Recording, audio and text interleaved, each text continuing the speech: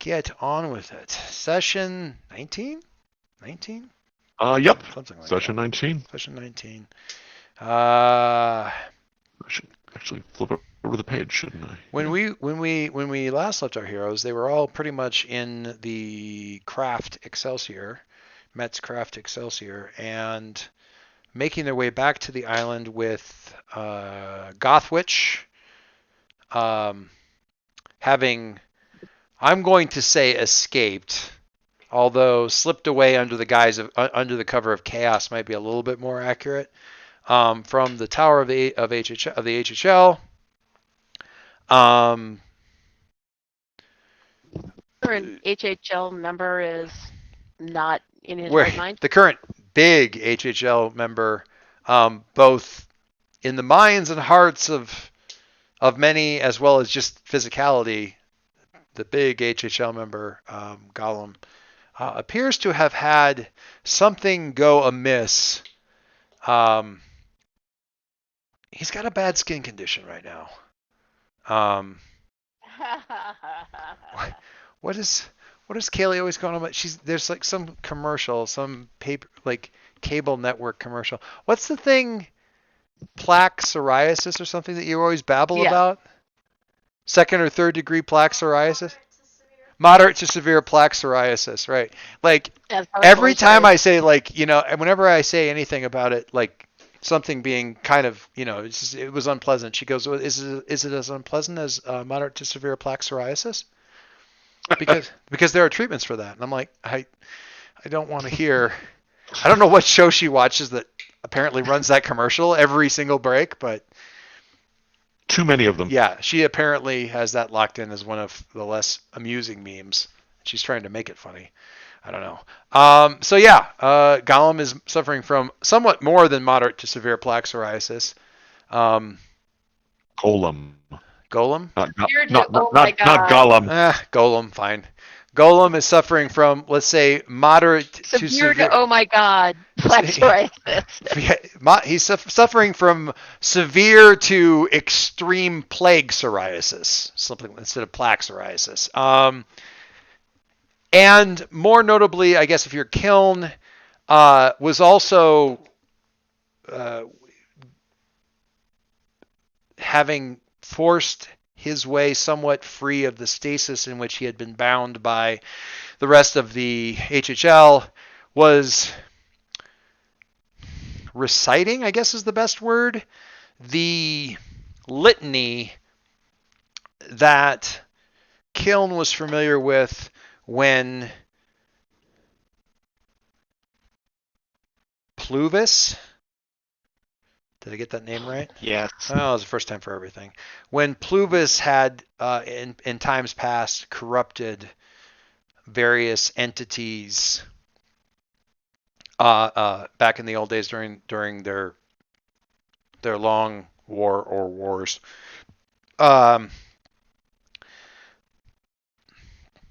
So that was a similar thing, that indicator of a mind bound, like a mind being suborned. But in Kiln, in your experience, what doesn't follow is you never saw, like, say, someone like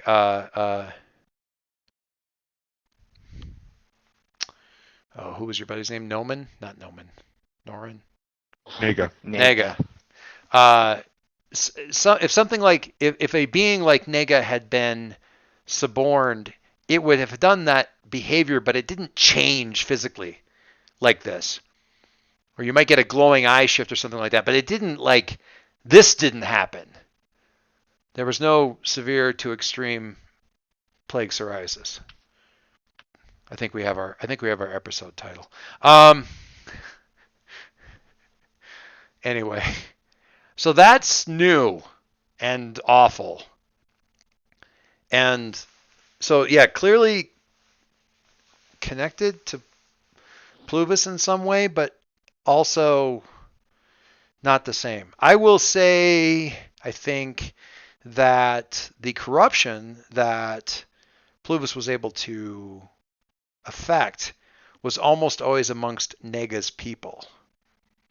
So that there's some you might be trying to make some sort of mental connection here, like, well, okay, Golem was sort of rocky and they're stone creatures with a thing, but he's not the same, and maybe it's kind of that's the end, maybe that's the weak point. Who knows? So there's some connection there, but it's not exactly the same, and neither is the signs of corruption. When Golem went crazy or was suborned or whatever, he happened to be on a ship for some boat out in the bay for some kind of fundraiser or rub shoulders with the elite kind of thing. Gothwitch's parents were there, had drug her along. Things went very, very badly. Gothwitch, at least at one point, whispered in some horror to Roddy that she was pretty sure that her parents had died during that. Certainly, the video that Alex had from her being brought back into the HHL seemed to indicate that she'd been near a bloodbath or standing too close to a uncapped blender while someone was making tomato juice or something, because it was pretty bad. So I will bring up real quick what Bill had mentioned on the forums. Okay. That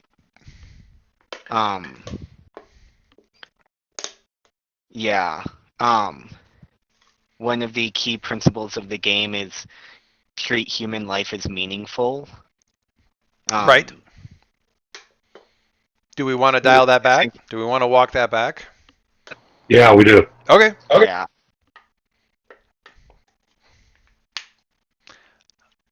Then we've got probably some kind of locked down hospital somewhere where that's all happening. But whether or not that's, is it all right if we have that horrible possibility like looming until it's clarified that it wasn't as bad as all that, or people are hospitalized, but the HHL, I need somebody in the HHL that would be able to have,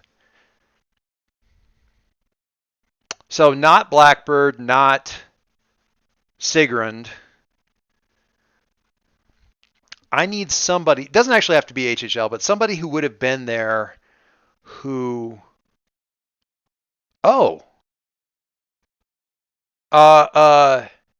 this is what I need Roddy here for. What about?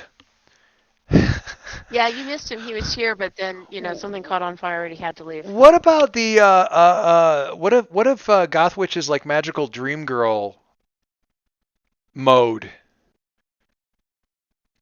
saved the people? Well, I think that's possible because she did mention that she had to shift, right? You had to shift in order to help restrain. Right, and Gorgon. I'm just because I was going to say, yeah, it's that we might have to go to Gorgon like for what his new identity is now.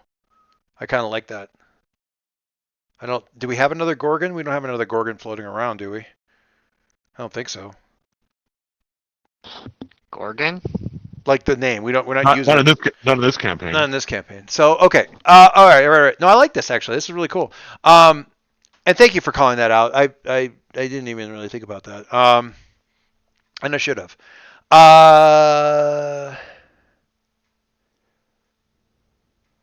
Okay.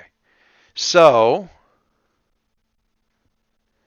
that says a lot of really interesting things to me because it indicates to me to a certain extent that Gothwitch doesn't entirely track everything that happens when she does full on magical Barbie doll, but or she's just in shock, which is entirely possible too. It could be that she went on like just full on power mode and just kind of blanked a bit with regards to some other stuff. Cool. I like that. Okay, so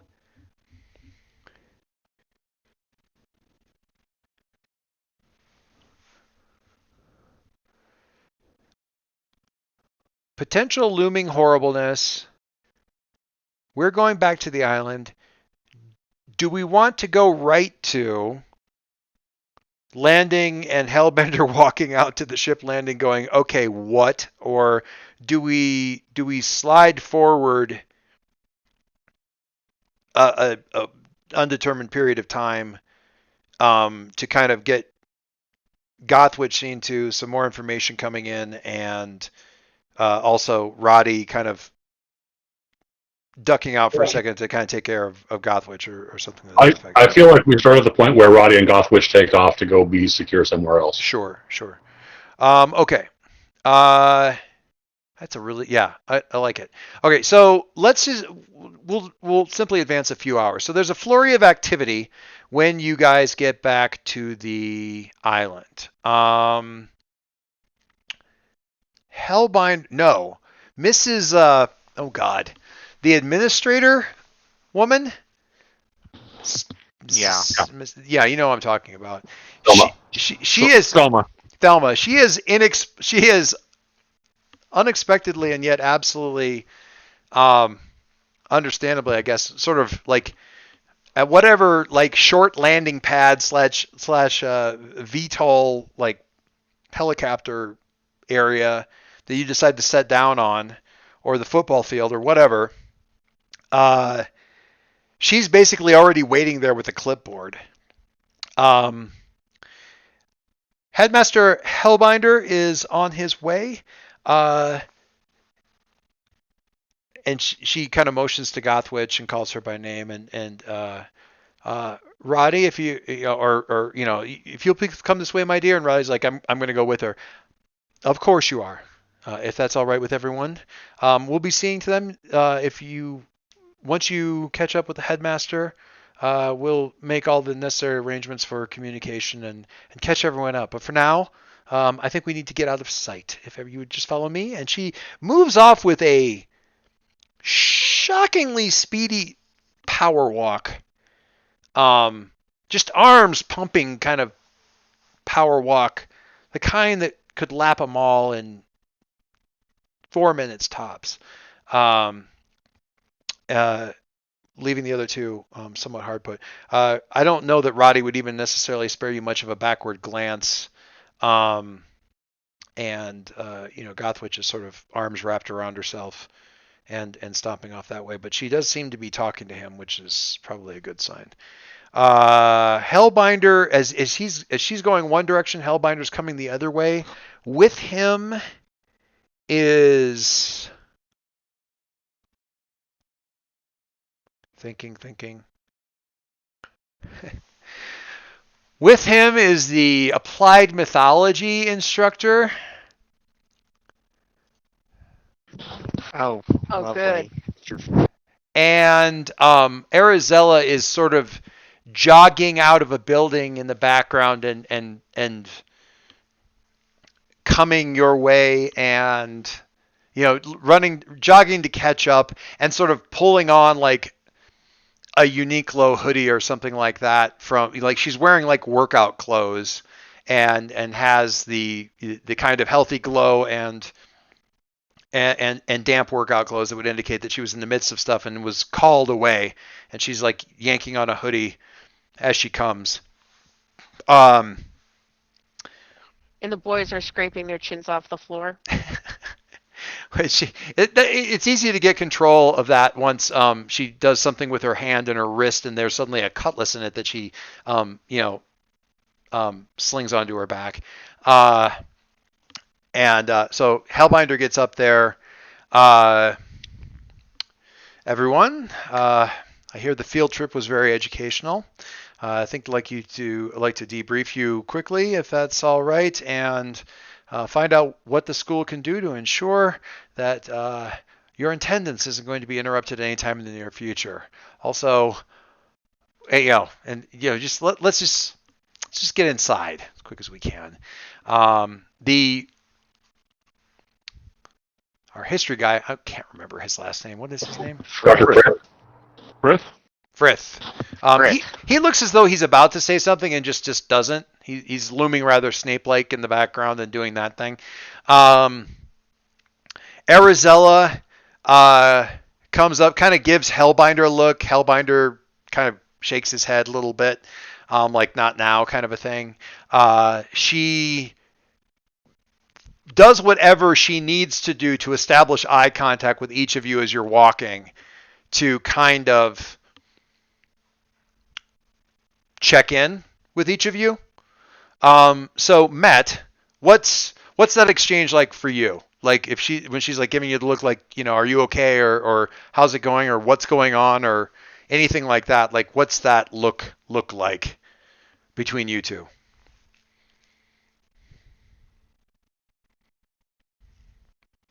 Or do you say something, or do you murmur something, or do you whatever? Matt? I'm sorry. I thought it was. Sorry, I thought somebody else was starting.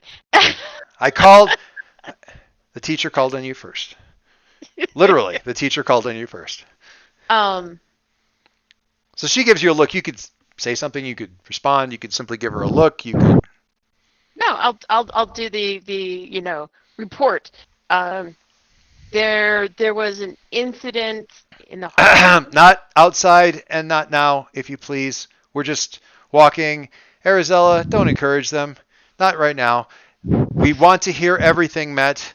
I'd like to hear it once I'm inside those walls, which have been triple warded and electronically hardened. Not that we're going to have any conversation. Wrong? And he looks up at the sky. Not that we're going to have any conversations that shouldn't be heard by everyone. Says looking skyward. We're discussing our SAT scores. So how hard is that, Alex? Well, It's fine if you're not on the outside. It's more about the laser microphones and that kind of thing. Anyway, so Arizona's just like, I give Kinda- Hellbinder a look because it's like I wasn't gonna say anything that wasn't already known to everybody. he just doesn't want to have the conversation get started. And Arizona kind of makes an air patting motion. It's everything just kind of like thumbs up. She looks at Joe like with kind of like the We're all gesture of good. like, are you okay? Kind of like hands kind of spreading a little bit like. I think it seems like she's more worried about emotional well-being than anything else because she doesn't really know, I give a little nod and then kind of look back over at Met.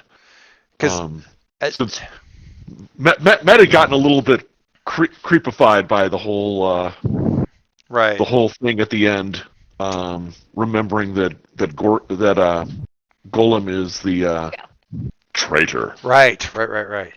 Yeah. Excellent. So, yeah, Eric. And Med, on the other hand, is more worried about Gothwitch. Gothwitch, understandably Everyone's so. more worried about Gothwitch. Understandably so.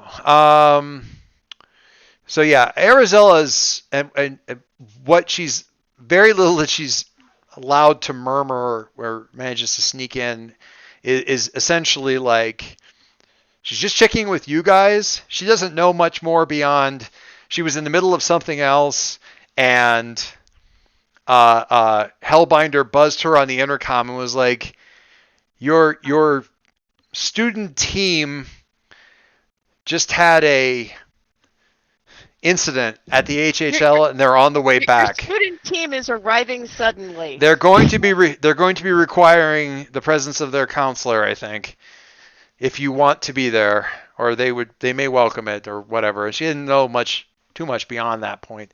Anyway, so yeah,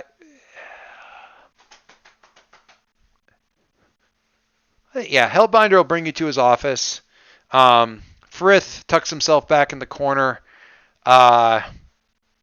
He's here for specific purposes. Arizella leans up against a bookshelf. She doesn't seem to want to sit. Just as everyone to sit down. Okay. First of all, and most importantly, I'm glad that all of you are all right. I don't have a lot of information, but I have been able to glean a few things, and some of those. Did any of you reports vary? Did any of you actually punch any of the members of the HHL? Did an actual brawl occur? Joe sighs. Nah. Sounds disappointed. I think it was more Broke the table. blocking actions. Yeah, and Hellbender was in the middle of saying, "Was there any?" And I was going to say material damage. Thank you, Joe, for catching me up on that. Broke a table. It wasn't Joe's fault. That he broke a table. No, it was really not Joe's fault. Well, I did it, Yeah, I mean, but if it was for a good reason. You breaking tables for charity? I wasn't aware that we were organizing that through the school. Was that? I was. We all look at Gothwitch. Well, no, Gothwitch is not here. Gothwitch and Roddy have been spirited away by Thelma. Thelma? No. Selma, SCLMA. Yeah, Selma. They've been spirited away to someplace that is else for the moment. We were just. I was just helping Roddy get away. Right. Or go to the rescue. And I understand that there was a great deal there. We've been able to pull together some information. We have a few people here working on that right now. Some footage, and some things are trickling out to the news. I do have a few contacts in Aegis that have been able to tell me at least some of what happened. As I understand it, one of the HHL or some entity attacked a gathering where there was HHL. A bunch of people were hurt. He flips around. He this painting up on the wall of like the two heroic original founders of the academy, with like the academy sort of idealized drawing, like painting of the academy in the background, like kind of slides down, and you've got like a TV screen here. According to this, Gothwitch was involved, and what you're seeing is sort of like a satellite view of the bay and the water outside the bay, and the ocean outside the bay and that kind of thing. And we get a bit of a zoom in on like it's not big enough to like get a really close zoom in on but you can see it's basically a boat. And probably up on the big screen, it's probably all of the length of a pinky finger, or probably half that. And She was saving people. And- I mean involved. well, involved in a good way. I'm not saying it, but right about then, there's this flare that looks like a nuke went off. Don't worry, that was her.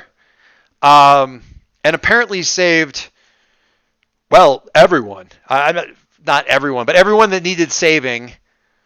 She basically did that. So 50 points to Gryffindor, or whatever the kids say today. She did very well for all that, although I understand that she's in a bit of shock. And based on the other activity that we have from my contact, everyone there is being whisked off to the hospital. So no lives lost, and probably, all to the good there. What can you add to my understanding of the situation? And Alex's hand will shoot up. Alex, and I'm not remotely surprised to be pointing at you. Killen's Cultura villain, Water Satan, aka Fluvis, possessed Golem. They got Golem in stasis, but it's not working. And Golem is chanting like the madness mantra, and so people are kind of freaking out.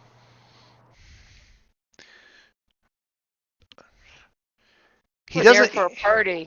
He doesn't. He pauses about long enough to make sure that he's parsing all of the stuff appropriately, but he nods quicker than you expected, having processed everything.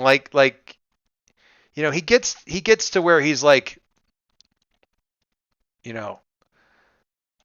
okay, faster than you would have probably expected.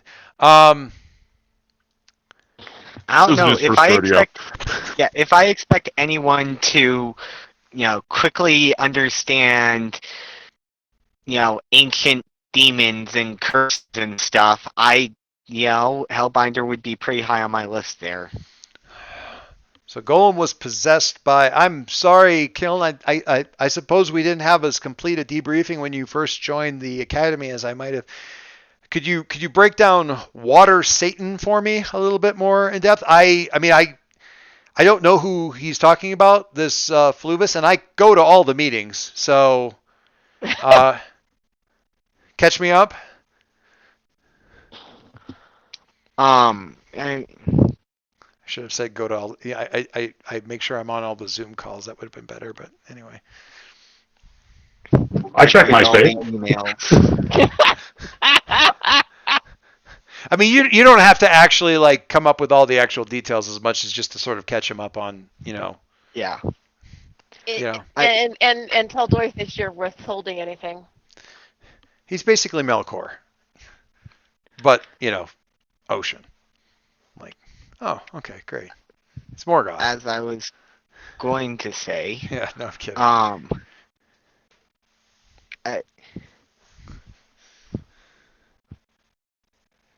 Back in my time, we were at war with Fluvis and his creations. He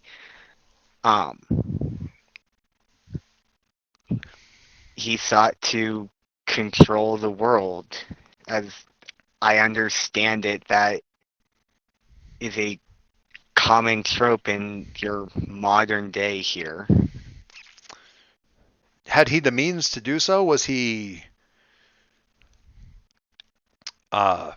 especially powerful, or was this simply some warlord localized?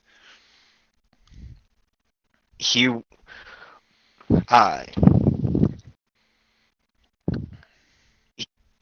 the God words. He was one of the elder race. But my people, from your perspective, are old, but as I'm sure Princess Arizella can tell you, even Professor what's his face can tell you. Mom, as I'm sure Princess Arizella can tell you, we were by no means the first. And as a side note to Doyce, I personally had the thought that as Fluvis is kind of a big war demon, that he had some dealing with, there was jokes towards the beginning that, my people were Atlantis, but then there's also Arizella, who's, right, from a water-dwelling race, so... Well, and Atlantis is only a water-dwelling association now. It wouldn't have been back in the day. But I'm not thinking of Atlantis. I was given the area that you'd been talking about, I was thinking more like Lemuria, which is more of a Pacific Island kind of, or Pacific Ocean kind of thing. But really, I mean, you're talking about ages where the current land masses aren't really relevant. And then if you're talking about an elder race beyond that you think of as the ancient race, then it's another. I mean, we're not talking millions of years, but we are talking, you're literally prehistoric, and they're your historic, which is again. So Hellbinder will shoot a kind of look, raise an eyebrow, I guess, in the general direction of Fred, who will say, well, we've had rumors of that. It's, there were 100 papers, any one of those theories would launch 100 thesis papers for PhDs a year. We could specialize on we could have people who specialize their entire career on any one of the clauses that Kiln just said. It's all supposition, really. From our point of view, We don't Alex have is going to pull out their laptop and start broadcasting the security footage that they picked up of like this dude. Are you gonna Okay. have it on And- TV? Oh, I yeah. am telling you, I witnessed the destruction his armies wrought. And I fought and them. he raises up his hands in sort of mock surrender. I am not disclaiming what you're saying. I'm saying to my boss, I don't have any further information on it because everything that we have at our end of things, our end of the timeline, is supposition and guesswork. Many people have theorized that there was a more ancient race that preceded your own, to which a great amount of the truly remarkable, well, they would say, cultural artifacts and so forth would be attributed. I would say, to my credit, I didn't hold with that theory because I thought that your society was remarkable enough. And I apparently wouldn't have had a very good thesis paper out of that if what you're saying is true. I think I probably just lost $200 on a bet that's been outstanding for the last 20 years. I wasn't saying that I don't believe you. I mean, you have direct knowledge of it. It's better than any theory we could have. I'm saying I didn't have any extra information. Or, actually, you said Fluvis. Was he the only one? Or did he have another name? It's very unusual that you say he. We'd always assumed that your culture was largely devoid of specific gender pronouns, and you're speaking very, very specifically about this individual. Is that because it's a different culture? I'm sorry if this sounds as though I'm getting into academic particulars. Was that different than your culture? Were they very? Was that more specific? And were there more of them? And was he? God, it seems even odd to use. I've been training myself not to use gender pronouns with regards to your time frame for 30 years. But was he known by any other names? I have to wonder if we don't actually have some literature on this, and we simply didn't realize this is what they were talking about.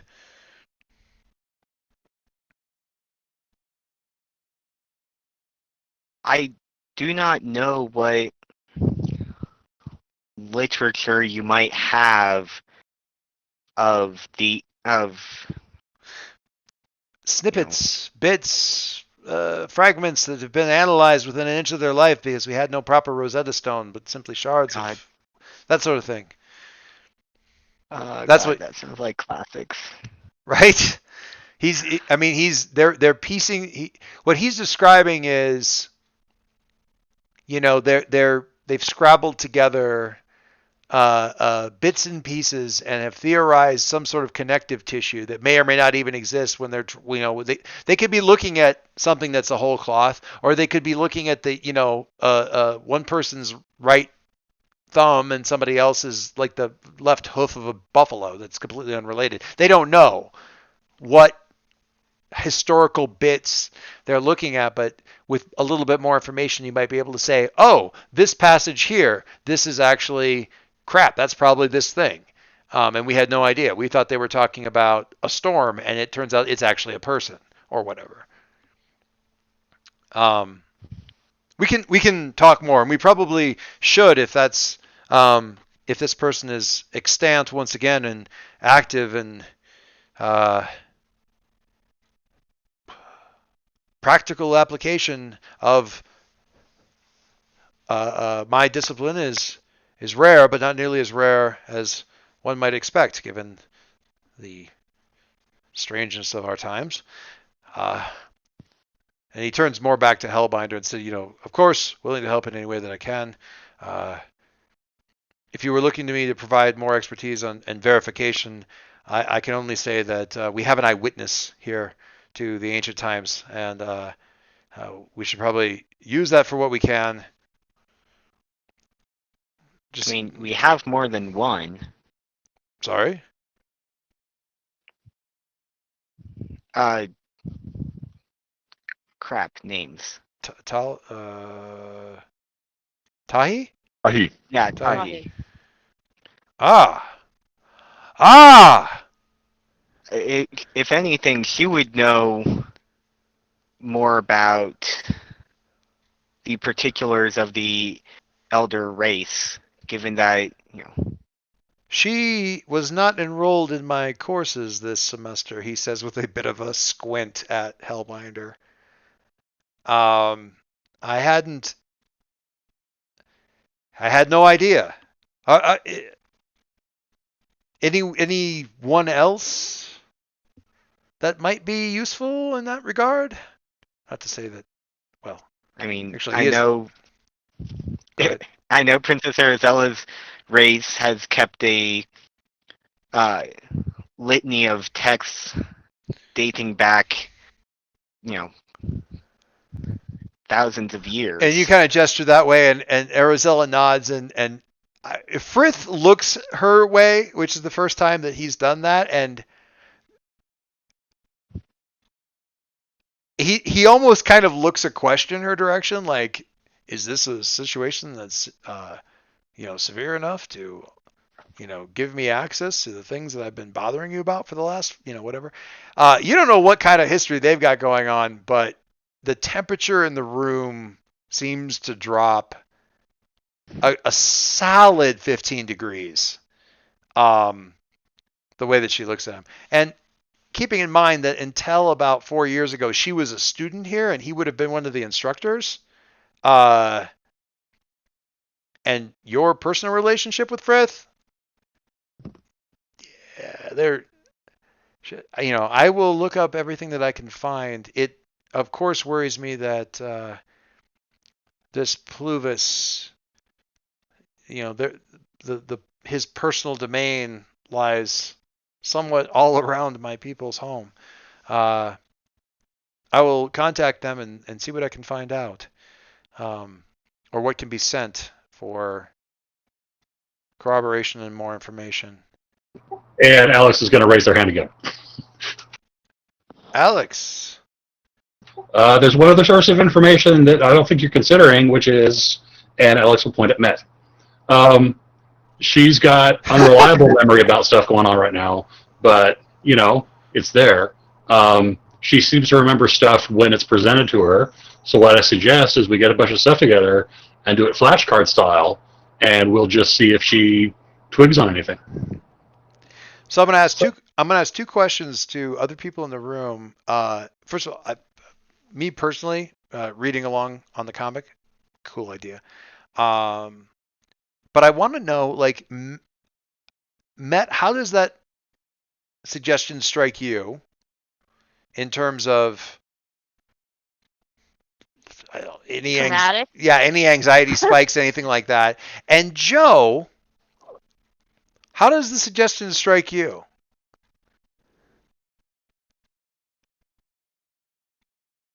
Well, from my perspective, I'd probably take a half step further. I don't know if that's a good idea right now. I'm afraid it's not always that reliable. I certainly can. I certainly could try and see, but it really just comes in flashes. Is it? And I look a bit at the others to see what kind of their kind of support on it as to whether or not I want to say what I did see, what I do know. Like Alex is going to respond to that with unreliable flashes is all we got right now. That's as good as anybody else is offering. You can do some good here. And so Arizella kind of stepped forward just a little bit. That's probably true, Alex. And it's a really good point. Tactically speaking, that's a really good idea. But and she kind of turns to Matt. She's like, if this, it seems like you're uncomfortable right now. And if this makes you uncomfortable, if this is going to be traumatic, you need to listen. Intelligence is important. Having the information is important. We want to do the best thing here. Certainly, whatever happened with the HHL is important, and what's going on with this ancient evil. I didn't really think in my lifetime how many times I would have to talk about like an impending ancient evil coming back, but we really do say that a lot, don't we? Anyway, that's all important, but Matt, sweetie, if this is too much, you need to listen to what is best for you, and just you're not a computer. You don't need to turn all this stuff on and provide intel and just shut the rest of yourself down. You need to be met first and worry about the rest of that later at the right time. And she's going to try to shift your labels as an adult with influence over you. And shift your mundane up and your superior down. Unless you are having none of that nonsense. I'm actually okay with that. I think I understand there's an urgency. She kind of, when she sees you kind of maybe nod a little bit or whatever and just kind of settle into that,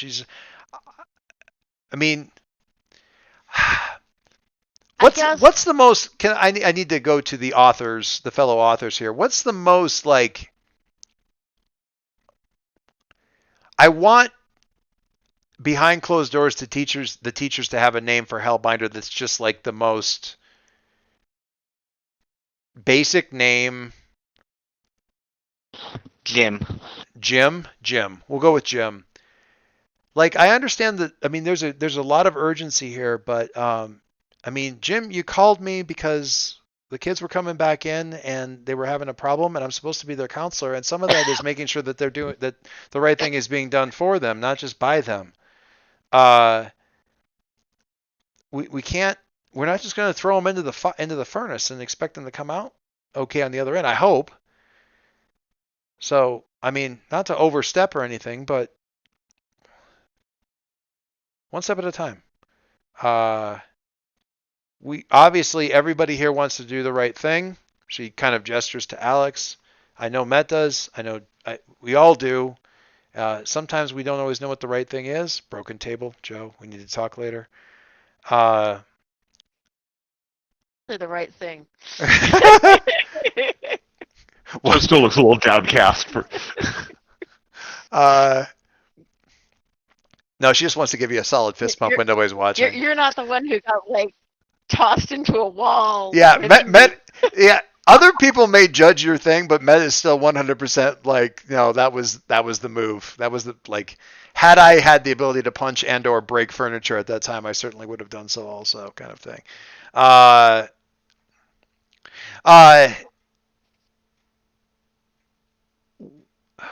Wait, does the school know about? Okay, I don't mean this person, this entity specifically, but the event surrounding them. Does the school know about Nega? Like your guys' throwdown with him at the museum? I was gonna ask that myself. I can't remember. I think you guys kind of damages. Well, no, because there was already damages. Like you guys had that other fight and you went back. Right. But we also did kind of ditch school to go there. You did school to go there, but you had. Alex was running top cover on all that and kind of made all that happen. So while Aegis might know, but I don't think the school. They might have known that you went there, but I don't know they necessarily know about Nega as such. Or certainly have any intel with regards to. This is another person from that same time, historical period of time.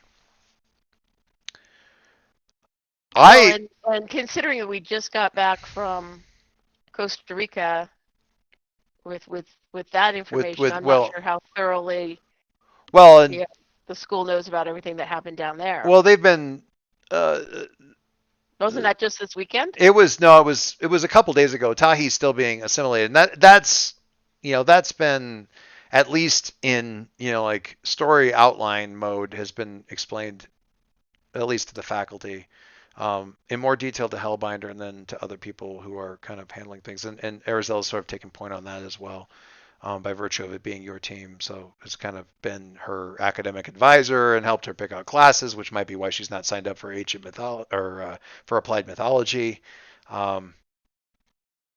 Applied mythology might be a interesting. No, sweetie, you don't want that class. Not this semester. Maybe not ever. No, I was definitely advocating for her to take the be in the same section as me, Oh, so you could gang up on Frith? Yeah. so that I could watch her destroy him. That it as far according to Frith did not happen, and it might be because Arizella was helping her pick classes and doesn't like Frith. So okay. Anyways, so So she shifts your labels. She's not saying no. She's not telling you to do anything, but she's certainly being supportive if I want it. sure being supportive if you want it. But what say you beyond that? Certainly Joe kind of stepped up in there too. Well, I think what I'm struggling with, is twofold. Is, I haven't really shared any of this, outside of the group in terms of what I've seen. Sure. And I really don't know, I really don't know what would happen if I tried to force the memory, because I haven't tried to really do that quite the way that Alex is describing. Might be an interesting trick, certainly. I think I'm going to keep it really limited for right now, in terms of what I do share.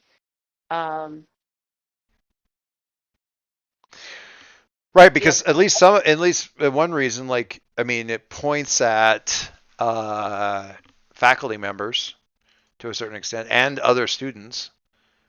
Because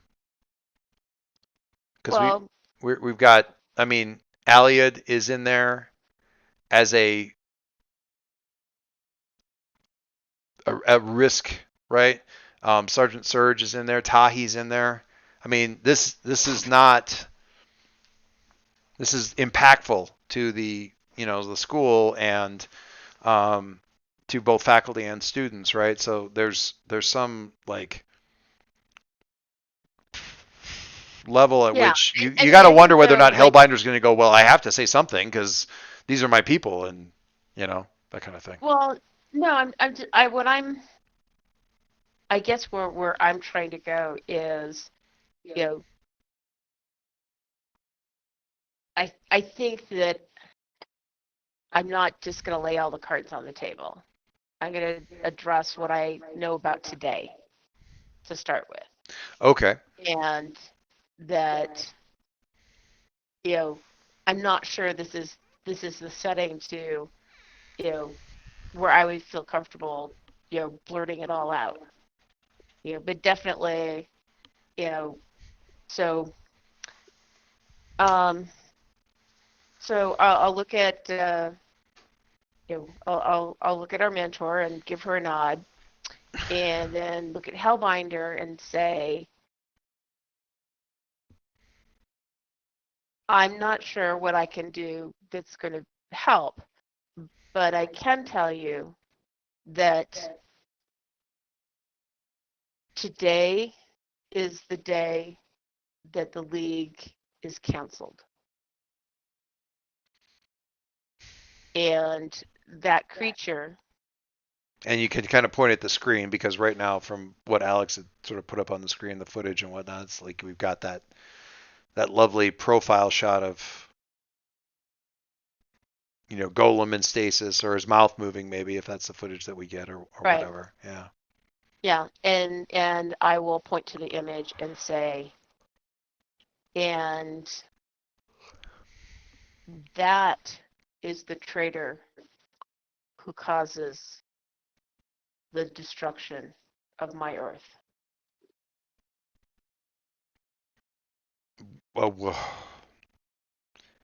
Well,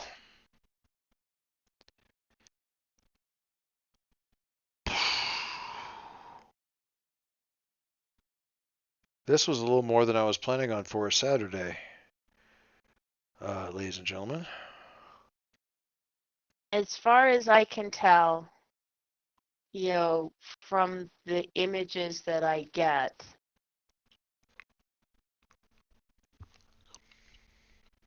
they show me aspects of my timeline.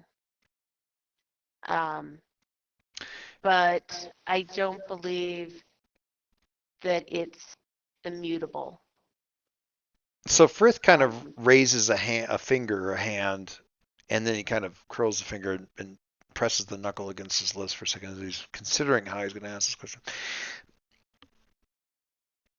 You'll forgive me because my expertise tends to lie in the opposite direction from future knowledge. Well, maybe, I guess if you looked at it from another point of view, everything I have is future knowledge from the past that I've studied. Huh, interesting. Have you found that any part of this timeline that you're familiar with is mutable? Can it be altered, is what I'm trying to say. Or that is my belief. I believe that time is not immutable. That it cannot I believe that what I see is the steps leading to my timeline. well, I mean, belief is a wonderful thing. We study many beliefs, but as So much as picture possible, that I you would woke up one day. Picture you woke up one day Mm. and you can remember what you ate for breakfast yesterday, but you can't remember everything you learned in the last 20 years. That's my life. Okay? I understand that. I understand. What I'm wondering is there anything that you have? I understand your belief, and belief is a powerful thing. But No, I'm saying is that I don't have a concrete vision of everything to be able to answer that question. no. Sorry, and don't. I'm not implying anything. I'm wondering if anything that you've remembered thus far has been changed after you remembered it.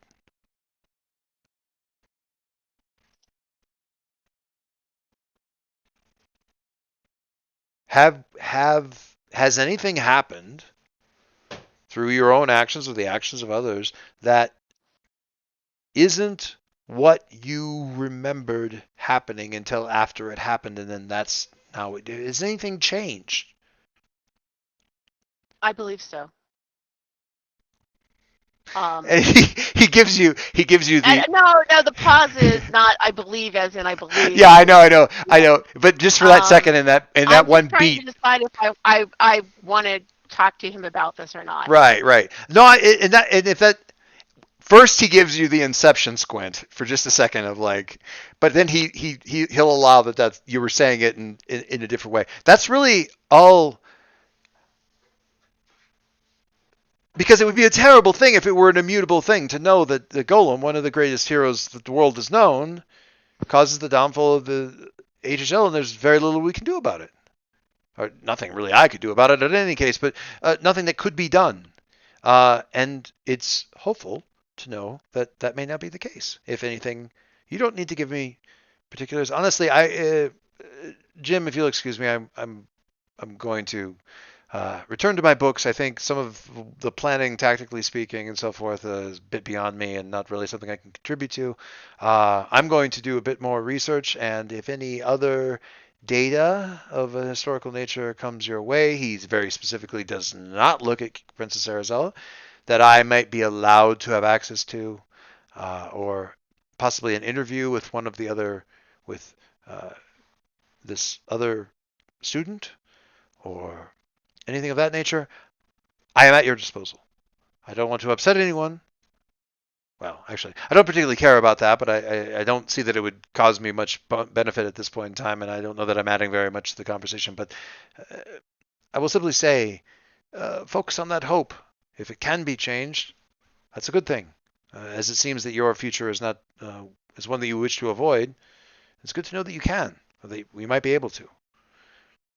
that, and he gestures up at the screen, I don't know that I would want to be headed toward a future that that thing had caused. So let's hope that we don't have to.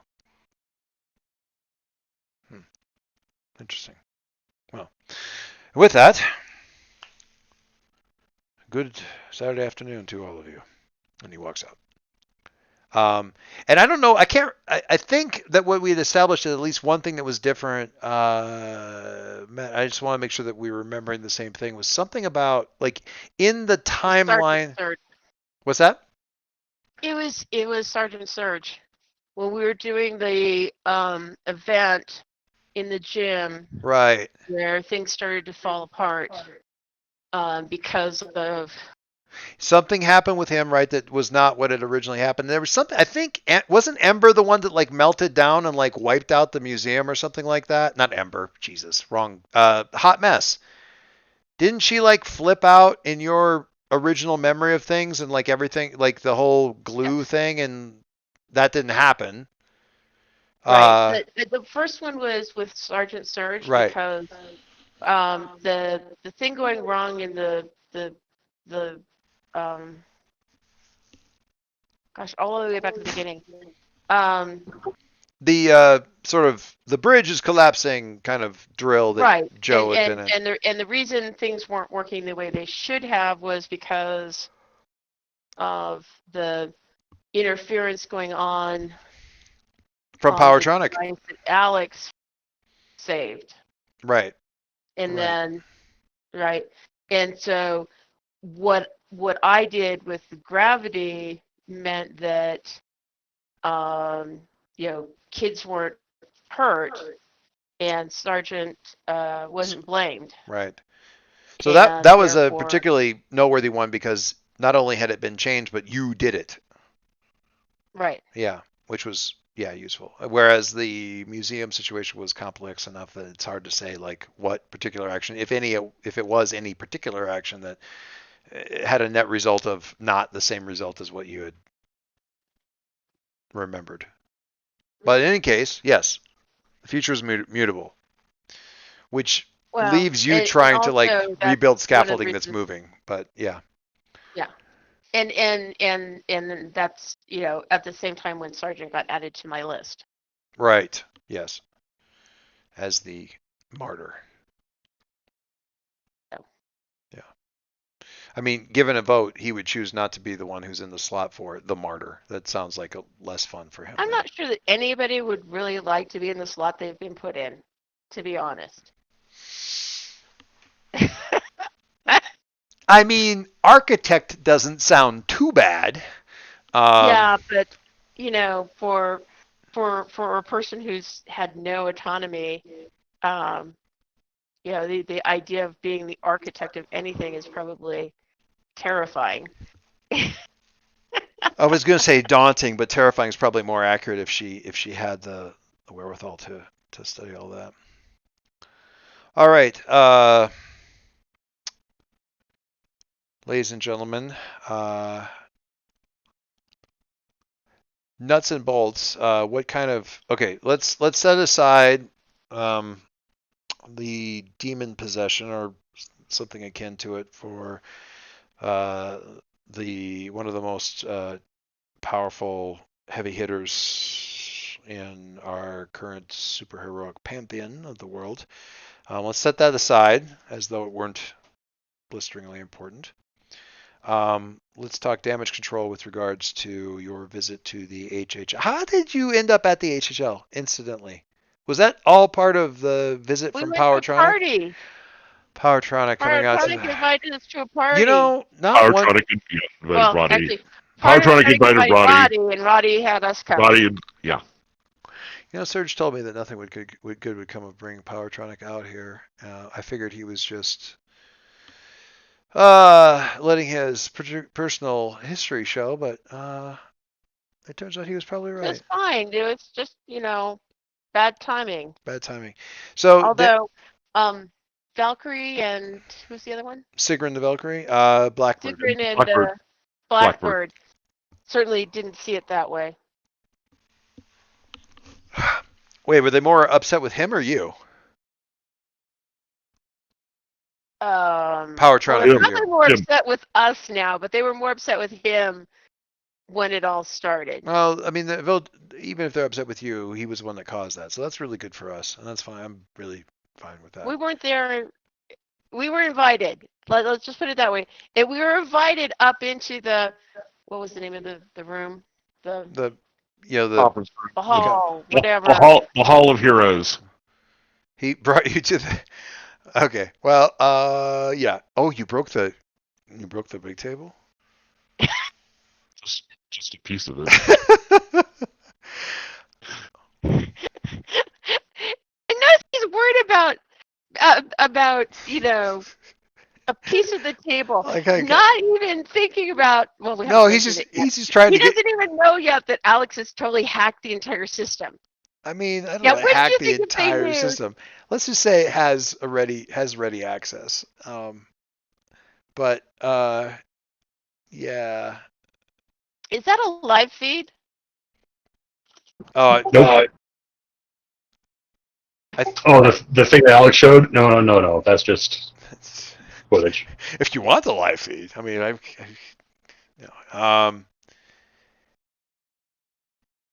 yeah, it'd be interesting to see how well that works at range, or if it works at range.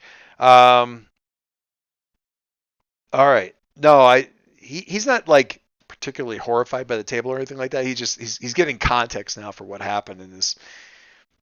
This is all very serious, but at the same time, he's kind of inside sort of chortling. That for once it's not our fault. Well, I mean, I think Powertronic's going to be the one upon whose head most of the rain will fall. Up to the point where you took. Credit, he told them that we were coming. They forgot in the moment that we were there. And you're, based on what Selma's been telling me, and he's got a screen up there, they were holding Gothwitch for protective purposes, not for incarceration. I looked to Alex to answer that question because I would just say, well, that's what they said, but Joel said. Yeah, that's what they said. Well, if that's what they said, then we can always pretend that we believed everything that they said. And how are they going to be mad at us for believing them? If that's the case, taking her back to her current residence, especially when her family is currently incapacitated, is entirely reasonable and fair. does she know that her parents are okay? She thought She they does. might have been in trouble. Yes, she knows, and I think her relief at that outweighs the fact that outweighs her reaction to the means that she used to accomplish their saving. Although I think it's kind of a near thing. She's glad that they're back. She's a little bit.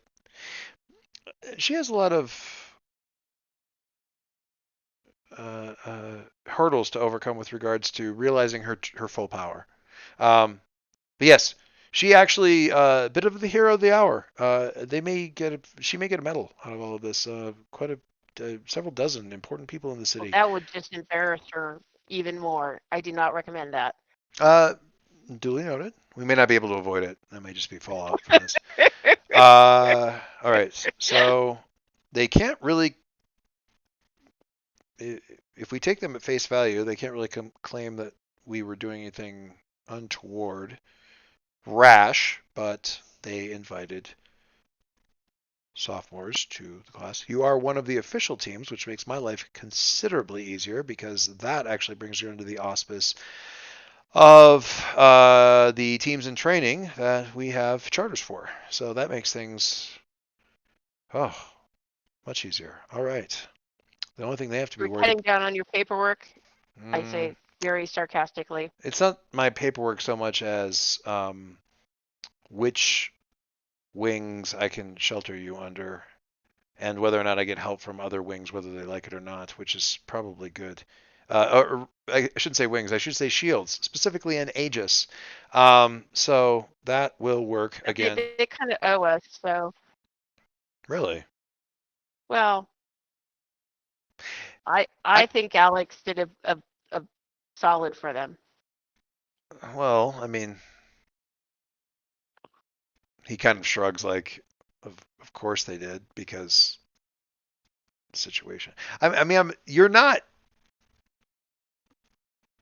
an Aegis operative who is also going to the school. That's a known thing, right? I mean, known by somebody. Yeah, I mean, certainly Hellbinder would be aware, and he's got any number of strings back and forth between Aegis and himself, although not of the same type that you do. That's more on the side kind of thing.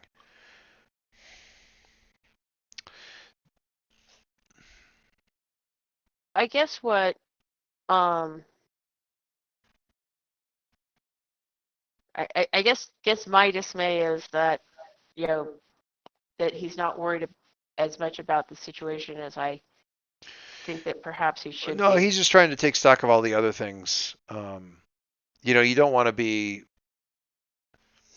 focusing on the big bad and then get clocked by some random thing that you weren't paying attention to that's much less important but can still get you if you're not watching it. So it wouldn't do to be dealing with the great evil, you know, from time out of mind that's coming at and then, you know, in the middle of it have Aegis drop on your ass from behind and arrest you, you know, at the worst possible time. So making sure that you're, if at least, you can either make sure you've got your ducks in a row or make sure that you have an appropriate duck repelling shield up.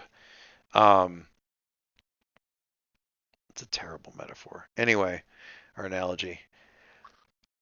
All right. So I think the HHL is going to have their hands full. I had no idea about this, so this is being well suppressed, and probably for good reason. That this is where the source of it is. I look at Alex. He's and pointing I'm at like, the. I'm not sure how long they're going to be able to keep this Well, to be covered. fair, he's pointing at the screen. That does not look like an HHL member, so they can claim that they were attacked by, you know, party or parties unknown, and even release that image. No one's going to recognize it. Least of all, I mean, I know what I'm looking at, and I don't know that I'm looking at what I'm looking at. I wouldn't recognize Well, it as the Gollum. problem is that Gollum. I don't think that I look at Alex. I don't think that thing is staying where it is. So this is not a PR problem. This You is could- a public safety problem. And Alex, if you're so inclined, you could probably get some sense of that. I mean, you could at least try. You could. I'm actually curious. I'm actually curious about that because the last thing that I remember doing is explicitly telling the Aegis contacts that we had, like, hey, they're going to need more juice for their stasis field. Maybe get some engineers over there. Yeah, because right now all they had is like guards. And what they were guarding against is like, who the hell? All right. Right. So, are you going to reach out to Aegis, or are you going to try to tap back into the HHL systems and see what's going on in the building, or what are you doing there as far as any of that goes?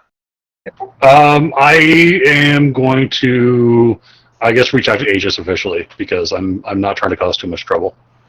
That's fair. That's fair. Do you have any kind of specific? I know you can ask for a favor thing, but is this just basically like?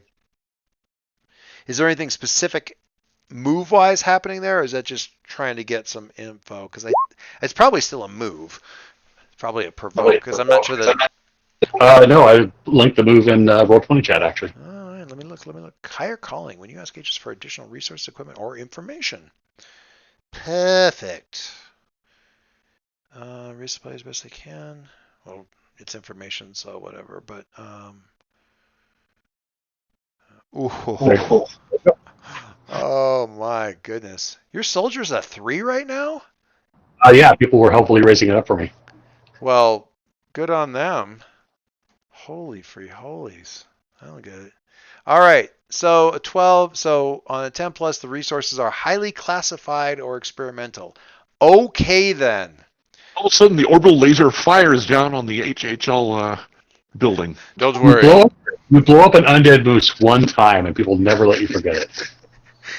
Yeah, they're putting up a. Undead- It's no. Well, I don't know. Undead moose are the undead. They're space moose. You discover a space moose. space you moose know. strapped to the outside of like Smirnoff, like Sputnik. Anyway, no, yeah, no, it fires down, but it's firing at the highly like the super efficient solar panel on the top of the building. I'm kidding. Just absorbed. Okay, so highly classified stuff.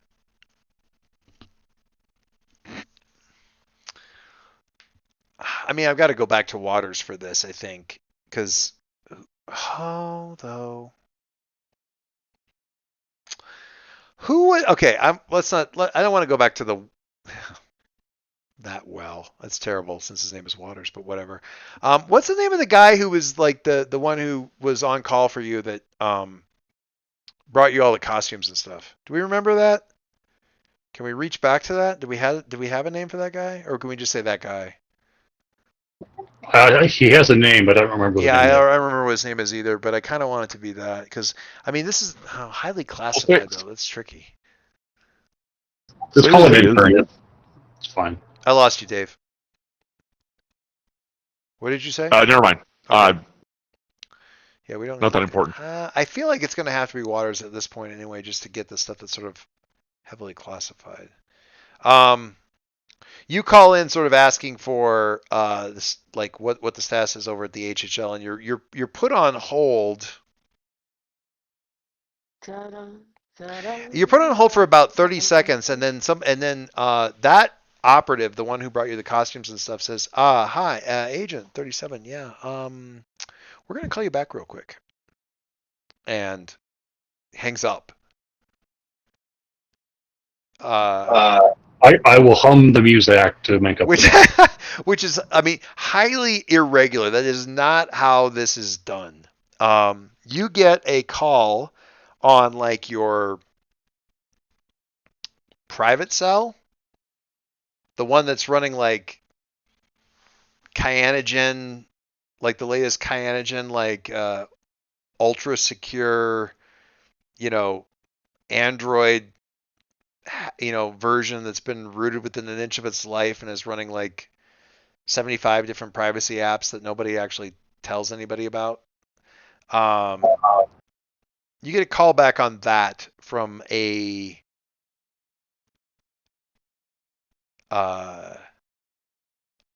unlisted number about 30 seconds after they disconnected from you. It's not a like blocked number. It's a number. It's just not a number that you have. No. The number's available. 0005763. I get how this works. Yeah, it screams burner phone. It's like from the third least commonly used area code for the Halcyon City area. Like the one that that nobody really wants because they just added it like 5 years ago to handle phone overflow, and it's like it's the new area code nobody likes, and it goes to burner phones and crap like that, or pay as you go kind of things. Hey kid, yeah, you flew away from a shit show over there. I just wanted to get you caught up to, because you're standing near enough to fan blaze, you might get a little bit on you. Just want to get you caught up. The wards are holding. They said wards specifically, although I think there's a bunch of technology stuff going on over there too, but they're not just using that. You're talking sorcery, technology, lowered temperatures, cryogenis, harsh language, everything they can throw at this thing. And it's not...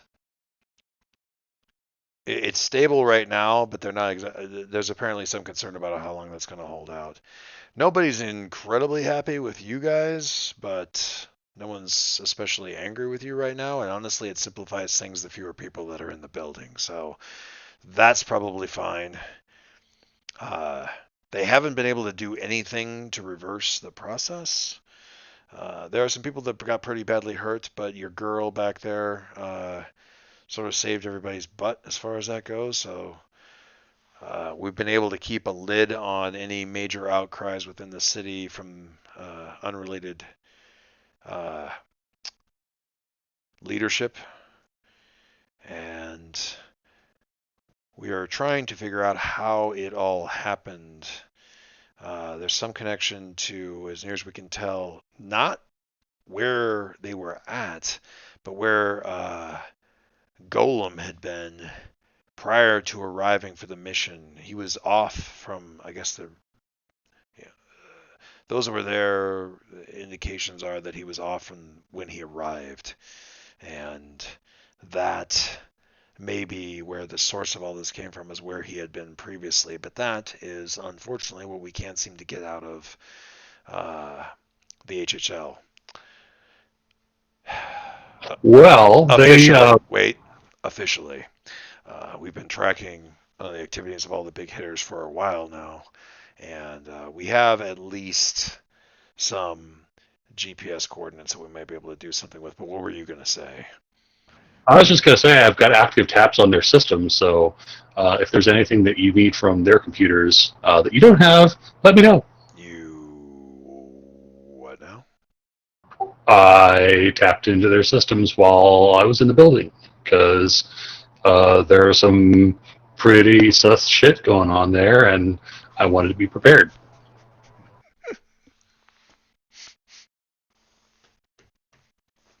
But don't worry, this is the end of the HHL, so Bill just called the HHL sus.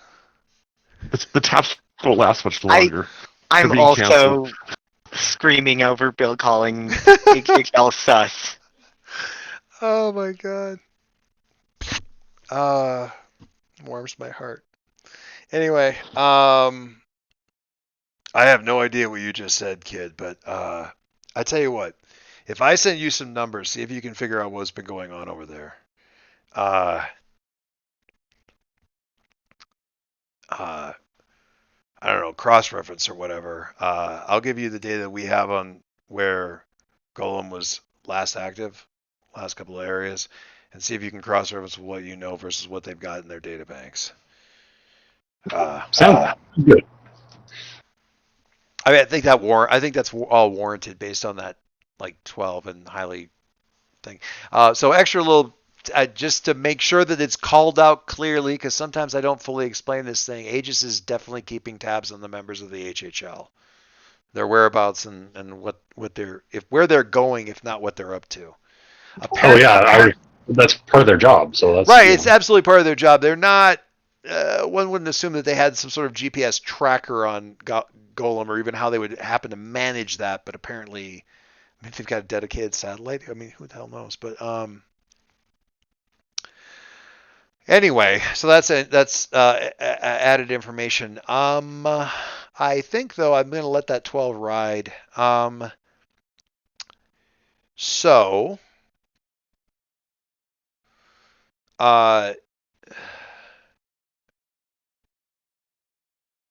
about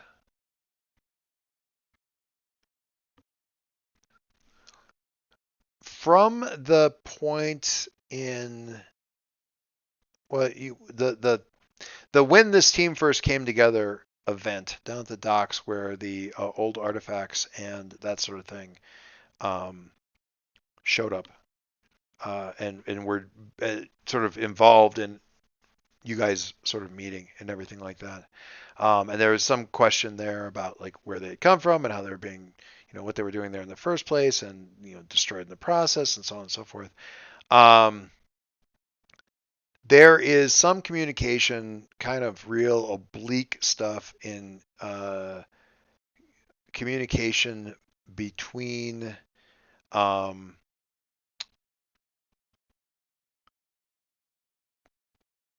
like sort of official channels inside the HHL with regards to that. And it's none of it is like a smoking gun kind of thing, but to borrow your term, it's sus. It's very suspect. Um, they had a very they apparently had some sort of vested interest in that event. A lot of finger pointing is going along. A lot of screwed the pooch kind of language is going on with regards to Powertronic is firing off multiple mea culpas in his messages, probably above and beyond. So something that he did was not handled correctly. Or he, the blame sort of seemed like it was falling his way for that whole fiasco at the docks. Um, Work that's going to, months or years of work that's going to have to be recreated, uh, or repeated, or whatever. A bunch of much worse options are going to have to be explored, so on and so forth. And so a lot of what seems to be connected, like the communications that coincide with the dates that Golem's active in the news. He goes and fights the bad guys. He does stuff. He appears in public. It's when he went places that had nothing to do with that kind of stuff, don't show up in the news and don't seem to have any reason, that you start, grabbing those dates and going, okay, well, what were they talking about, or what records have they got of that kind of stuff? And they all seem to point back to, the term that they keep coming up with is sort of like, you know, you know, compensation for the dock fiasco, or something along those lines in terms of the terminology that you're using for it. So he's globetrotting, hither and thither, and nothing is said in any of the correspondence that's happening inside of the HSL channels in terms of like, well, I went here and did this. He's not filing reports. Certainly not within the system, or at least not with anything you can get your hands on. But clearly, he's out doing stuff, and it has to do with these artifacts that were lost. And that seems to be the last two places where he had been. It didn't have anything to do with official hero business, but more of this same kind of thing. And the only way you're really able to kind of verify that is like, it's like, okay, I know we need to be doing what you're doing right now, but we do have this thing back here with the mayor and 2 senators, 3 reps, and like, I'm on my way back.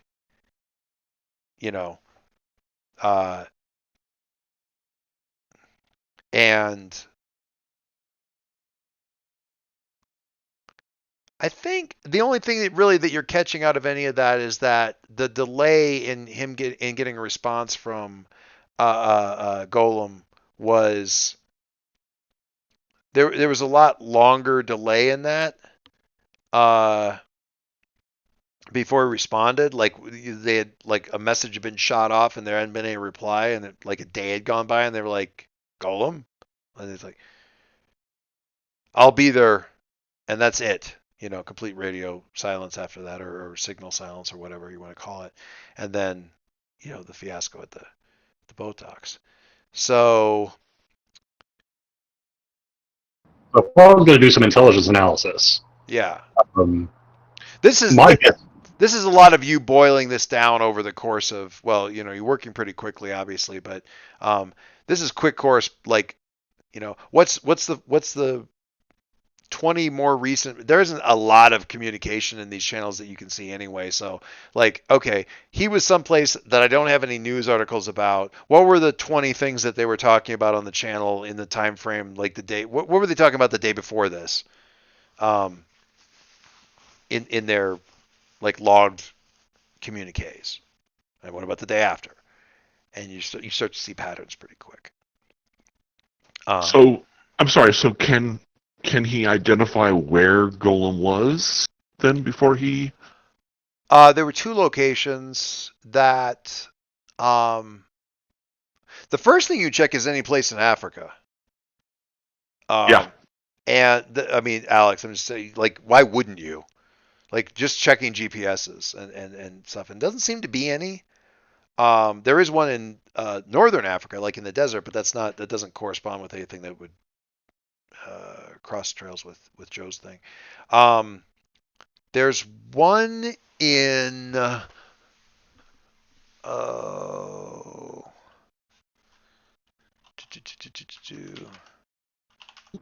I'm going to jump ahead a little bit and Sure. say that my guess right now is basically Golem was traveling the world doing random Golem shit, very possibly following like the whole Negatahi race thing to figure out if he could undo himself or fix himself. He or he's came doing across something, yeah. he came across the box that ought not be open, and he opened the box that ought not be open, and the thing that ought not come out came out. I mean, if you were gonna put together some kind of theoretical, you're constructing a lot of stuff around it, but yes, I mean that nothing that you're there when you lay that structure over the nascent scaffolding you have, nothing jarring happens. The only question that I really need answered is where's the box? Well, that's the point. Is you don't know which. It would have had to have probably Does it been. overlap with any of our previously identified potential? Right, that's what I'm hearing. Like, I'm not saying give me the answer to that question. I'm saying like the answer the question I'm now asking of myself is this thing. Yeah, So exactly. He went to 2 locations as part of his his search. Quite recently, like within the last, like over the course of the last week, he was in 2 different locations, and one of them is, as you can tell, the Canary Islands. So that's 1 down, which seems weird for reasons that you can't quite put your finger on. Like you're looking at it, it's like that doesn't sound right. But so that's weird. It's closer to water than the. Well, it's definitely close to the water. I guess my immediate question would be, if I was the one analyzing the data, is what's the proximity between there, because I have a vague idea of where the Canary Islands are, and, well, what's her name? Arizal stuff is from the Pacific, but I mean, certainly, if there is an Atlantis, it would presumably be in that same neck of the woods. well, yeah, if there is an Atlantis, in fact, some people used to think that Canary Islands were like where the stories of Atlantis came from, in theory. You know why they're called the Canary Islands? The dogs. The dogs. The Yep. dogs. I want to ask some quick questions. Mm-hmm. How is he getting around? Ooh. What Quinjet? I'm obviously hand waving, but you know, they're gonna. Okay, so there's an HHL vehicle Yes. that has a flight gun and probably a nav computer and something. Yeah, there is. Okay, Okay. So furthermore, hold on. No, Furthermore, he is figuring out where he's going. So either he's getting clues when he goes to these locations, or he's got some other source of information. So that means that he's got something either back at base, or he's keeping a journal, or he's got some kind of notes somewhere. So the next question is, where's the notes? Like the easiest thing for me would be just I'll just fucking roll Pierce the Mask on Golem, but you know. Yeah, where is he getting all this stuff from? Is an excellent. Yeah, so I feel like there's sources of information here which will answer these questions of where did he go and why did he go there. And so my next task will be go figure that out. I am 100% behind that. You'll have to give me. I mean, the Canary Islands are a weird one, and that's the one I'm going to stick with for right now. The other one I am going to put in the Julian Alps somewhere. I'm going to say Tunisia. No, I'm going to put them in the Julian Alps. And what's weird, and when you see the Alps thing, that is the thing that I think that's probably what is a little bit weird. That's what brings into focus what makes the Canary Islands weird for you. Okay. The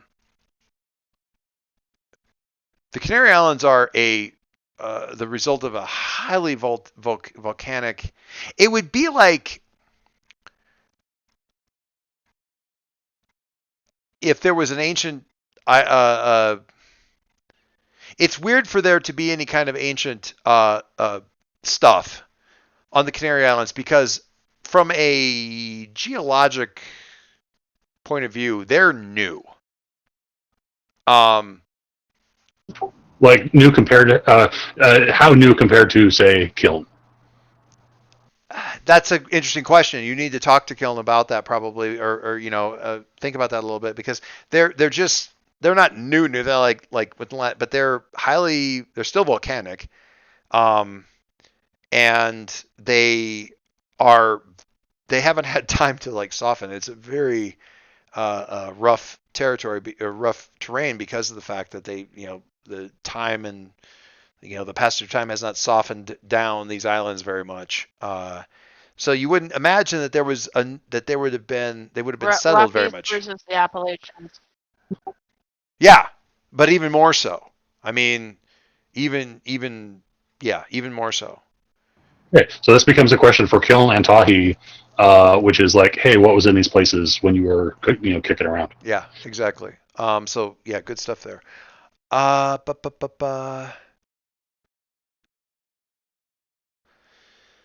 Okay, so you're gonna figure out you're aiming at like where was he getting his intel from A and B, like which Quinjet was he using? I say Quinjet, but We know what you mean. Yeah, Legamobile. Jesus, Legamobile. All right. Kiln. Joe. No, Joe, we haven't talked to you at all. Let's talk to you. If that's all right with everybody? Anybody have anything immediately like?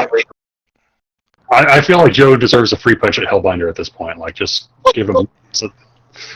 I didn't get Joe to punch anybody right now, but part of that was I kind of feel that there really will be punching when you guys go backtracking down along Golem's route, if that's what you end up doing. Joe can push my data set if that'll help. I mean, Hellbinder actually kind of like motions you closer because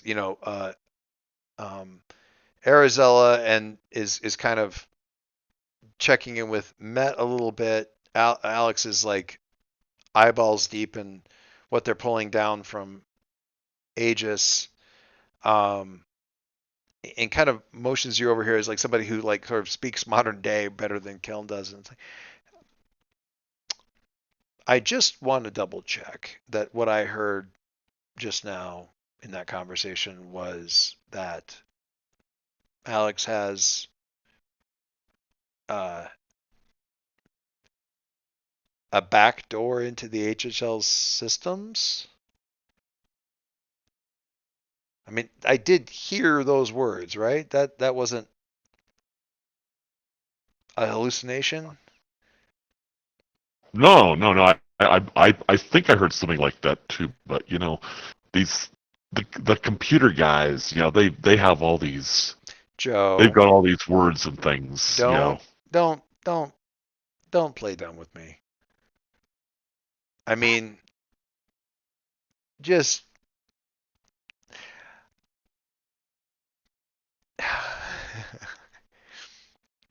well, if one of you is carrying around a Holocaust cloak, I need to have that listed, and I need to know that should be in our list of assets. Why didn't you mention the wheelbarrow among our assets? Yeah, exactly. Alex just likes to plug into things wherever he goes. So, But wherever they go. I understand that. But there are people who do that to charge their phone, and there are other people who do that to take over the phone company. I think you, I think they do it with the cables that aren't just for charging. When Alex hears take over the phone company, Alex is going to gesture like that. That right there. That's you got it. All right, all right.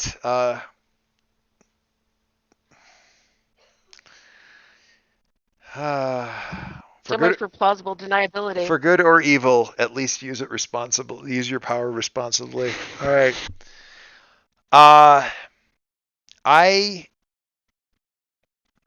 think that we have, and this he kind of makes a gesture that seems to be to Arizella to like pause whatever it is that you're doing with Met and motions. Alex, I'm going to say, is like sort of chin deep in everything that they're looking at right now, but kind of brings Kiln, motions Joe. Joe's already over there. Motions Met and Kiln over and says,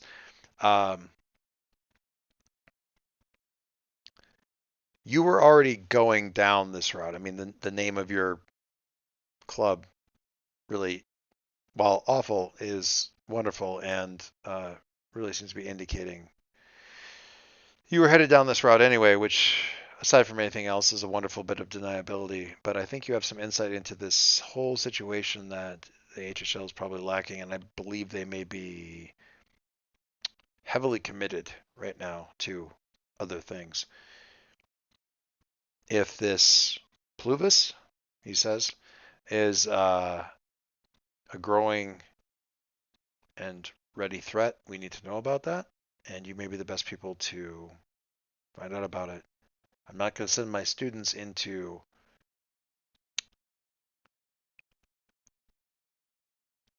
automatic death, but a certain amount of risk is part of what you have all signed up for, and I do believe in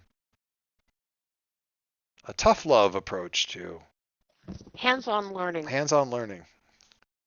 Ooh. So what you are able to glean seems to be within the purview of the club, the school club that you have established, and therefore pursuing that within certain reason goes with, I hesitate to use the term blessing given my background, but there you have it. And I will do what I can to facilitate that as long as your grades stay up and provide you cover as needed from whoever. And then kind of a little bit of a sidelong look that makes you think that you pulled these three people over here just like while Alex was busy to a certain extent, like with intent, even if that happens to be Aegis. So whatever your teammate finds out, let's see where that goes. Please let us know. I think that you have the ability to handle this. I think that you could stand to remember that you can shout for help from here and not just the folks with orbital lasers. So there you have it. I feel so attacked right now. I said, Naming no names, Costa Rica. yeah. Do we need to get your mobile number? Don't worry, Alex already has it. No, your advisor is Arizona. Arizona nods. And honestly, I think possibly a valuable asset with regards to intelligence about some of the areas that you're going to be dealing with. So, also that. Do any of you need help with anything that's happened just recently? This is highly stressful and be a lot for an adult to handle, an adult hero to handle. Are you all, as much as you can be, all right?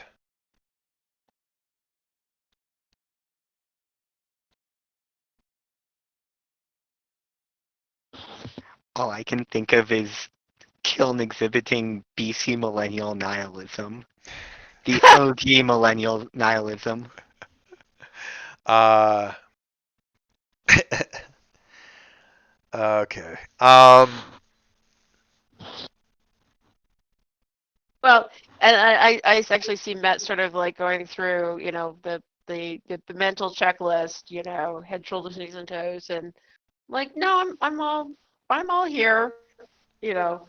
It's interesting because I look at us, and the truth is that it's, you know, before school, all of us, for the most part, had much more stressful lives than we than a little hearing brings. That's really. I can't argue with what you're saying, but I still feel poorly about it. Matt, you specifically, as much as you are able, I would like you to feel comfortable with reaching out to any of us when those puzzle pieces start to drop in to the picture that you're constructing.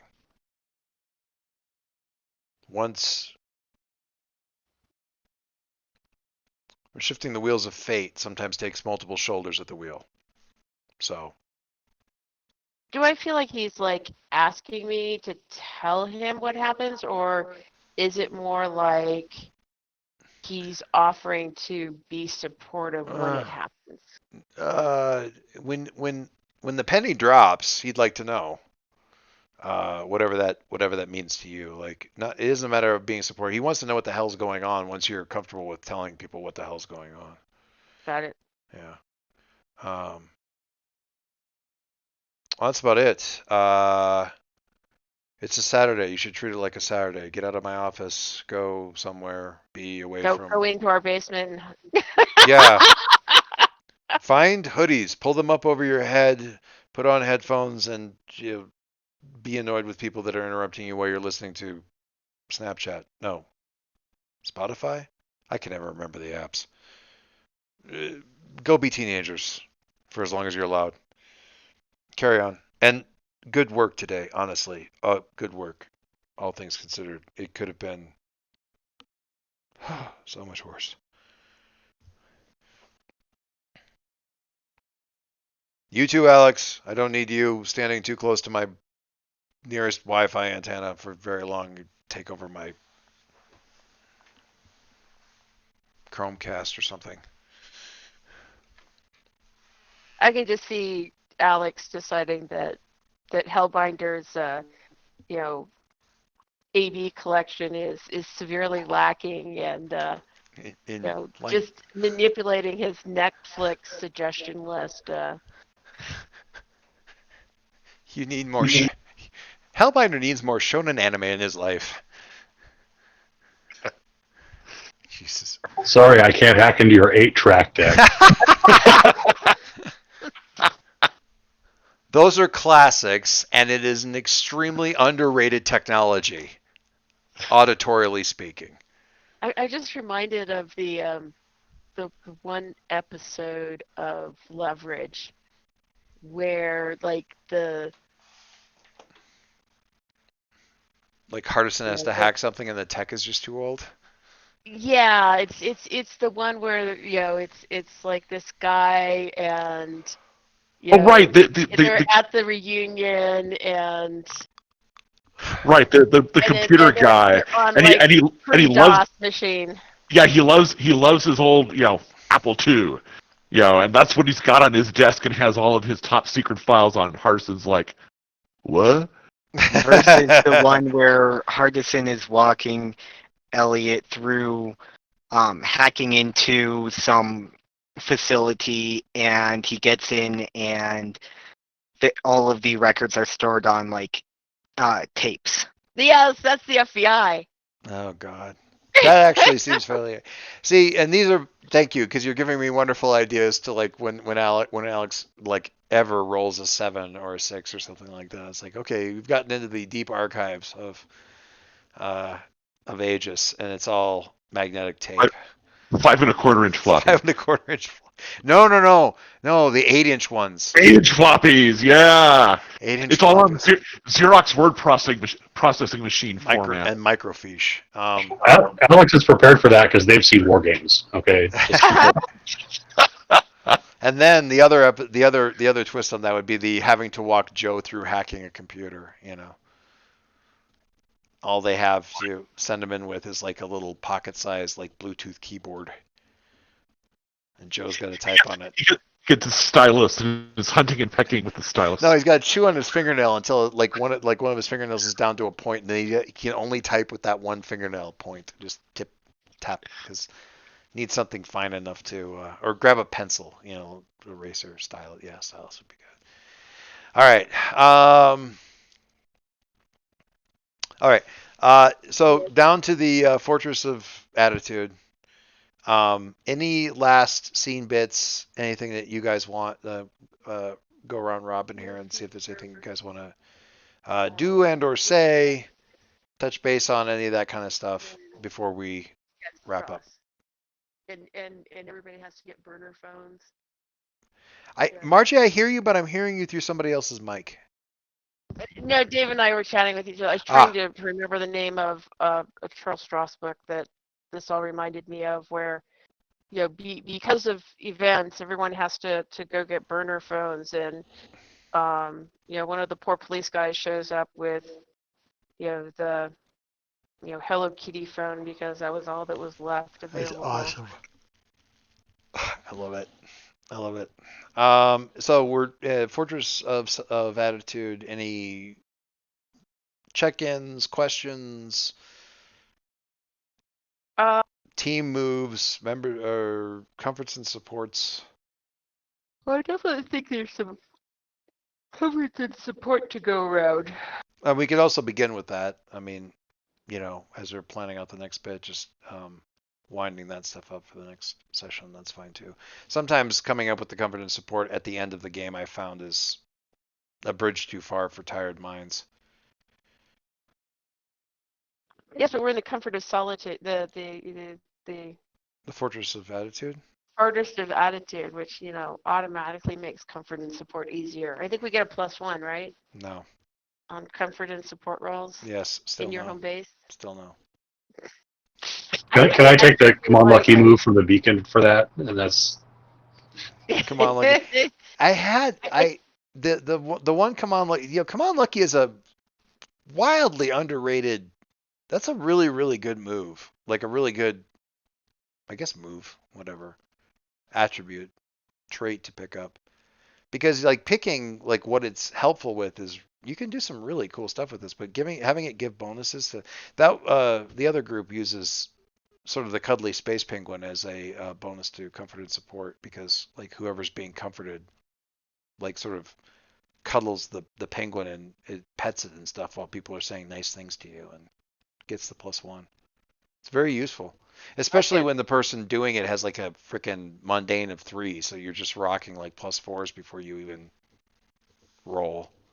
I think it is the penguin assists with, because it's shape-shifting, it assists with directly engage because it has a horrifying combat form that's much more alien than the penguin. It helps with comfort and support.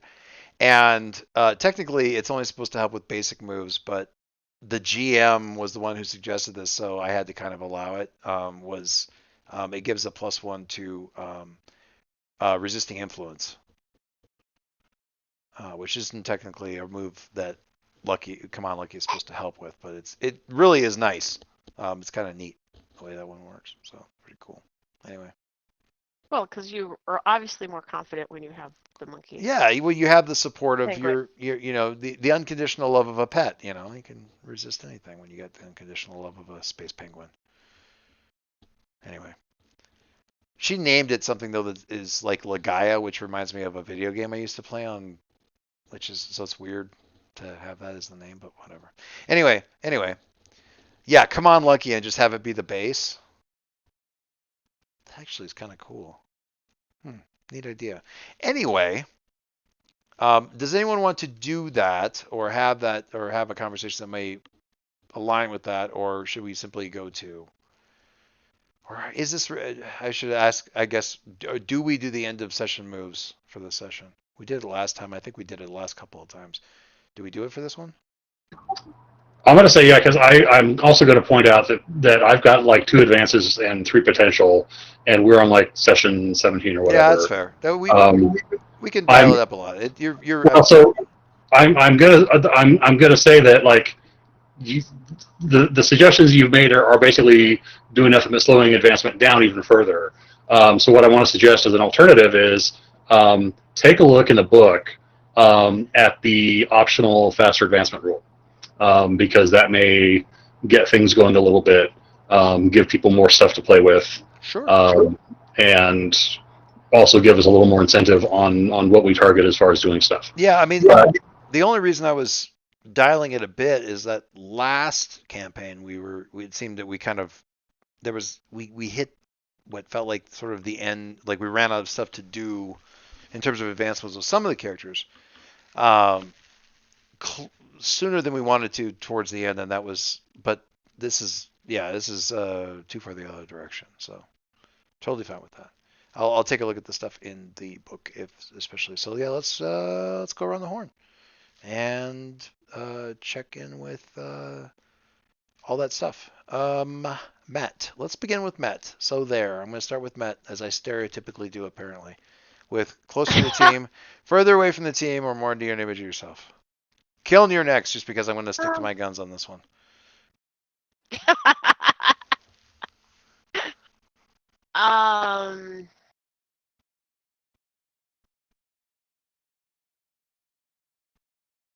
Think I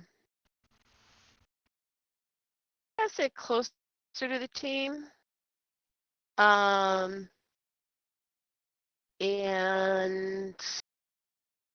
I'm gonna give it to Joe for backing me up. I kind of like how, like, when it's like, well, we could have Matt just and I still think the flashcard idea is cool, but I also like the somewhat defensive. Now wait a minute, which is pretty cool. Yeah. Alex has strong feelings about this, but isn't going to say anything. No, the thing is, like, I can picture this all going on, and like it's all based on expressions and hesitation that may not have been necessarily about, gosh, do I really want to like look at the flashcards versus, gosh, I'm not sure how much I want to tell these people about what I know. Right. But Joe can read anything. I think I like about it. One of the things I like about that scene in general, and I'll just say this randomly, is I don't have any doubt whatsoever that Alex cares about the members of the team, Joe cares about it, but how they express it can still be at odds, even if they both feel similar protective ways towards the team or similar like teamy ways towards the team. How it gets expressed can still leave one person going, this does not make me comfortable right now, or it makes me go, wait a minute. When it was nothing, that happens, and I like that. I like that, for entirely compatible reasons, the choices made don't necessarily. Yes. I mean, teenagers, 30-year-olds, 20-year-olds, 40-year-olds. I mean, sometimes that stuff just happens. In terms of the idea of like, over interpreting or under interpreting, or how are you going off on things today? Plus the way each person rates the urgency of a certain thing and how strongly that action needs to be taken, that sort of thing. It's all good. Anyway, it's cool. So Joe, proceed accordingly. Met, clear condition, take potential. Up to you. One of those two. Kiln. Told you I was going to call you next. Yeah, you did. I've had like 3 minutes to think about it.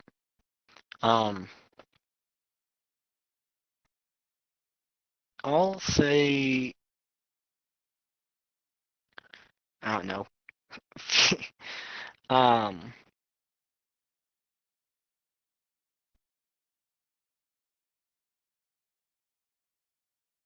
I really don't know. I'll be honest. Okay, that's fair.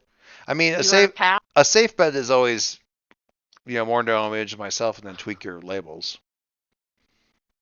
or Yeah. tweak your numbers. Um, but I don't know. You think about it some more. If you come up with something different, let us know. But the Joe. Um. Hmm. Sometimes you sound so much like James, or vice versa, I guess would be more appropriate. Um. I don't know if his voice will ever get that low, but the intonation is right there. Funny. Mm. Glad to You be of haven't heard him sing. What's that? confusion.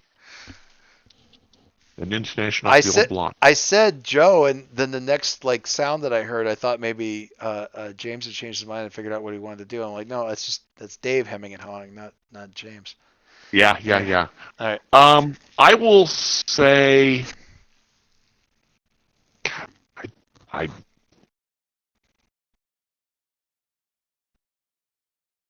I'll say grow closer to the team. And I'll really, um,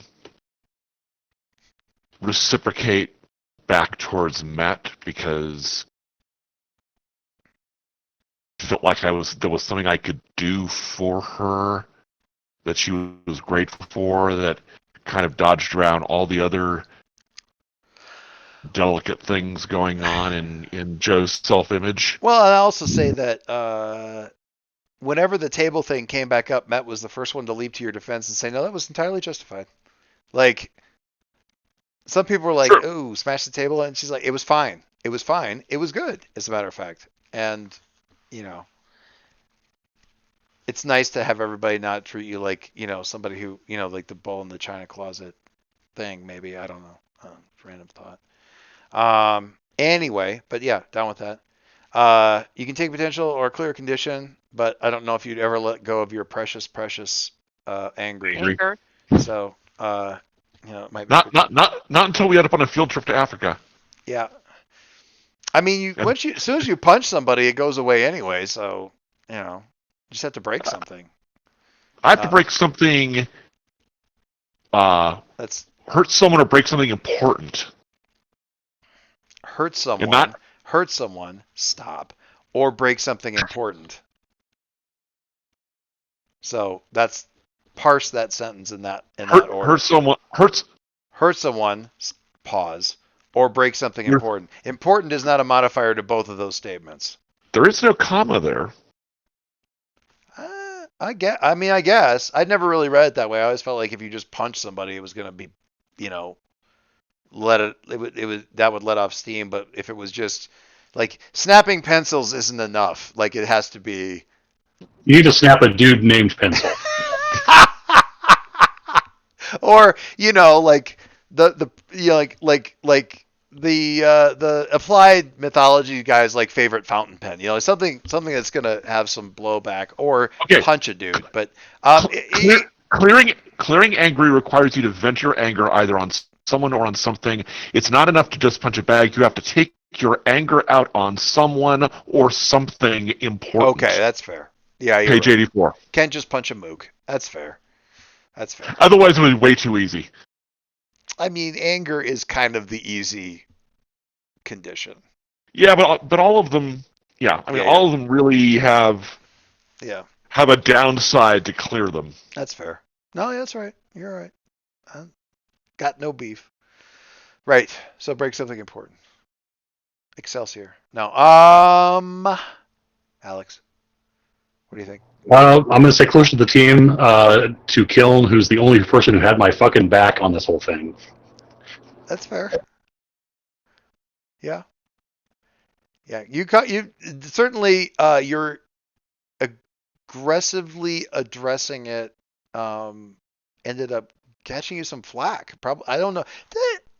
Out of curiosity, did that surprise Alex at all, or Oh no, like I was fully expecting like bad things to come of this. Like you don't get to be a teenager and be praised.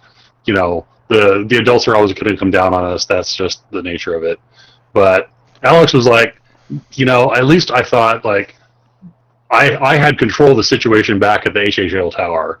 I got a bunch of us out of like getting yelled at by them too much. Yeah. I figured out a bunch of this other stuff and coordinated a bunch of information, and now I got this idea to like, move forward on this. Who's helping me? And I look around the room and it's like, that's Kill. That's fair. I like it. Cool. All right. Well, But that's Alex's feeling on this is like is going back to that playbook, which is it doesn't matter how rough things get, we have to keep soldiering on. Yep. I buy it. And that really I think it came through really well in this session, because it's definitely like there was definitely a sense of like, okay, this is the obstacle, and we need to do the most expedient thing to cause that, and it's going to be, here are my suggestions for this most expedient step. If nobody immediately leaps on that, okay, well, I will hack back into the HHL tower after calling Aegis as the next two most expedient steps. So yeah, good stuff there all around. I'm Agent Gadget. I'm always on duty. What can I say? There you go. God. Oh, my head hurts now.